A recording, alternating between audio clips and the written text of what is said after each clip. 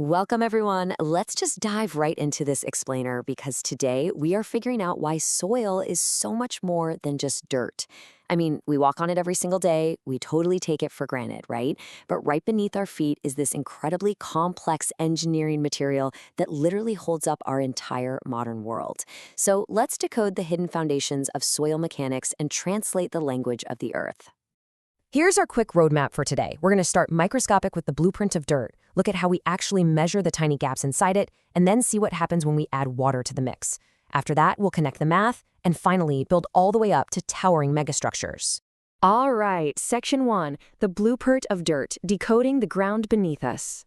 So, to really get civil engineering, we actually have to fundamentally redefine what soil is. We've got to stop thinking of it as just a solid chunk of ground and start looking at it like an engineer does. Because understanding soil mechanics is the absolute baseline for the built environment. It's essentially the ultimate diagnostic tool. If we don't grasp exactly how soil behaves under massive pressure, we run a huge risk of catastrophic failures. We're talking about preventing devastating landslides when a hillside gives way, or making sure that multi-ton building foundations don't just unexpectedly collapse. It literally dictates the safety and longevity of every single civil engineering project on Earth. And this perfectly captures the three-phase system of soil. It shows us that what feels completely solid in your hand is actually a super dynamic mixture. You've got three distinct phases making up the volume here: solid particles, liquid water, and just empty air. And the specific volume relationships between these three unique phases, that dictates exactly how the ground is going to react when we drop the immense weight of, say, a highway or a skyscraper on top of it. Too much air, the ground compresses. Too much water, and, well, it flows. Moving on to Section 2, measuring the gaps, void ratio, and porosity. Okay, so now that we know soil is secretly packed with air and water gaps, how do civil engineers actually measure that invisible empty space? Well, that brings us to a really foundational metric, the void ratio. We represent this mathematically with the letter E, and it's exactly what it sounds like. It's the ratio of the volume of voids to the volume of the actual solid particles, so VV divided by VS. You can think of the void ratio as a structural health check for the Earth. It single-handedly tells us how much a soil is going to settle over time, its overall load-bearing strength, and its permeability. A higher void ratio? That means you've got looser soil with tons of empty space, which makes it way more prone to dangerous compression when you build on it. Next up is porosity, which we represent with the letter N. Now, porosity takes a slightly different angle. It's the percentage of the total soil volume that is taken up by those voids. So the formula is the volume of voids divided by the total volume times 100. But here's the thing, porosity isn't just some simple percentage for engineers to memorize. It is the literal reason groundwater flows safely under a sprawling city, or on the flip side, why a heavy storm suddenly floods a basement. It is the ultimate measure of the Earth's drainage capacity. Now, what's really fascinating here is how we separate these two similar-sounding concepts based purely on their real-world engineering impacts. Void ratio compares the voids directly to the unyielding solid matter. That makes it perfect for figuring out mechanical strength and predicting long-term structural settlement. Porosity, though, looks at the whole volume collectively.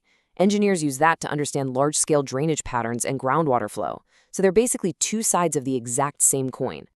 But that leads us straight to a pretty huge, complicated question. What actually happens when those microscopic voids we just measured start filling up with water?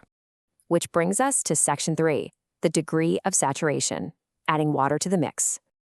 Let's explore how water just completely overhauls the mechanical behavior of the ground. Here we define the degree of saturation, labeled S. This metric measures the exact percentage of that void space we talked about that is currently filled with liquid water. The math is volume of water divided by the volume of voids times 100. Honestly, just think of the soil under a construction site like a giant underground sponge. This vital metric tells engineers exactly how full that sponge is right now, and that dictates whether the Earth is going to hold firm or squish dangerously under pressure. So we end up with three distinct physical states of soil based on that exact saturation level. First, we have dry soil at 0% water, where all the voids are purely filled with air. Then partially saturated soil, containing a mix of both air and water. And finally, fully saturated soil, where every single void is 100% flooded with water. And get this, depending on that degree of saturation, the exact same patch of dirt is going to act entirely differently. It can be rock solid and stable when bone dry, or it can be prone to catastrophic shifting, sinking, and flowing when it's fully waterlogged. All right, Section 4, connecting the formulas, unifying the math. Let's just slow down for a second and look at how these three microscopic metrics interact mathematically to give engineers a complete, foolproof picture of the ground. These are the universal formulas they rely on every single day.